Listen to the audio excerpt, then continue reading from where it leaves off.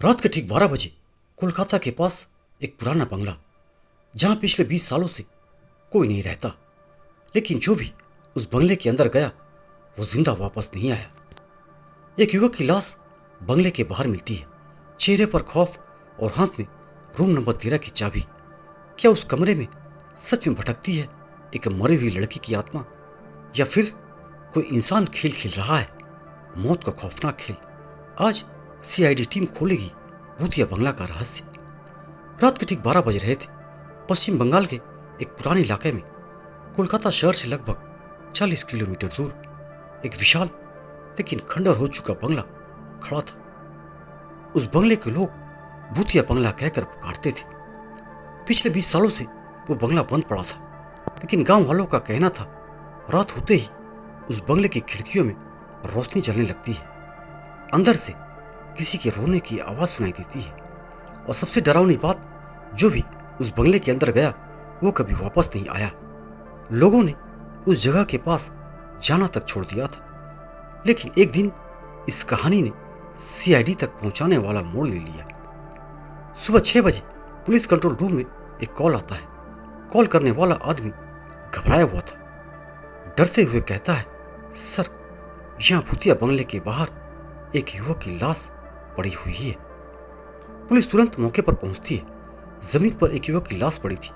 उसका नाम था अमित सेन, लेकिन सबसे डरावनी बात यह थी, उसके चेहरे पर डर इतना ज्यादा था जैसे उसने मरने से पहले कुछ खौफनाक देखा हो। और उसके हाथ में कसकर पकड़ी हुई थी एक पुरानी चाबी।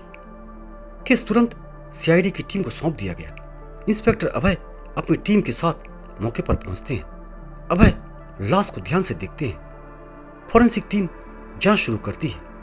पहली नजर में कोई चोट नहीं, कोई जहर नहीं, कोई संघर्ष के निशान नहीं, लेकिन रिपोर्ट में एक चौंकाने वाली बात सामने आती है। अमित की मौत हार्ट अटैक से हुई थी, लेकिन सवाल यह था, एक 25 साल का स्वस्थ युवक अचानक डर से हार्ट अटैक में कैसे मर सकता है?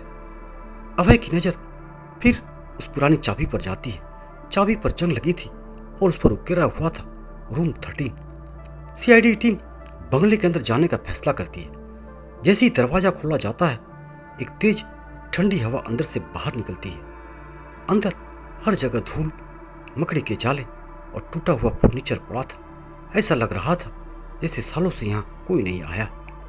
लेकिन तभी ऊपर की मंजिल से कदमों की आवाज आती है, टप टप टप। टीम तुरंत ऊपर दौड़ती है, लेकिन वहां कोई नहीं था, सिर्फ एक दरवाजा जिस पर लिखा था रूम 13। अभय वहीं चाबी निकालते हैं और धीरे से दरवाजा खोलते हैं। डरावना कमरा खुलते ही एक भयानक दृश्य सामने आता है। कमरे की दीवारों पर अजीब अजीब चिन्ह बने हुए थे। जमीन पर पुरानी गुड़िया, टूटी तस्वीरें और जले हुए कागज पड़े थे। कमरे के बीचों बीच एक पुरानी लकड़ी की कुर्सी रखी थी और कुर्सी पर एक सफेद कपड़े में लिपटी गुड़िया। अचानक गुड़िया अपने आप जमीन पर गिर जाती है। सीआईडी टीम चौंक जाती है, लेकिन अभय तुरंत जांच शुरू करते हैं। तभी उन्हें एक पुरानी डायरी मिलती है। डायरी लगभग 20 साल पुरानी थी। उसमें लिखा था, इस घर में मेरी बेटी की हत्या हुई है। उसकी आत्मा आज भी इस घर में भटक रही है। डायरी लिखने वाले का नाम था रघुनाथ मुखर्जी।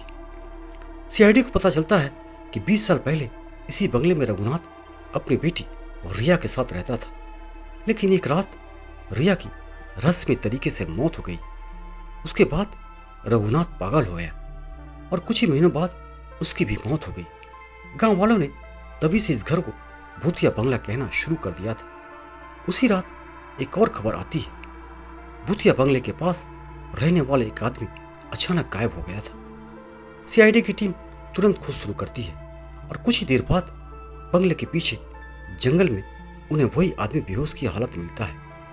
होश आने के बाद वो कांपते हुए कहता है, मैंने उस लड़की को देखा, सफेद कपड़ों में, लंबे बाल, लाल आंखें, वो दीवार के अंदर से निकल कर आई थी। सीआईडी की टीम समझ जाती है कि मामला अंधविश्वास से ज्यादा कुछ है। अभय को शक होता है कि कोई इस भूत की कहानी का फायदा उठा रहा है। वो बंगले में छिपकर निगरानी लगाने का फैसला करते हैं।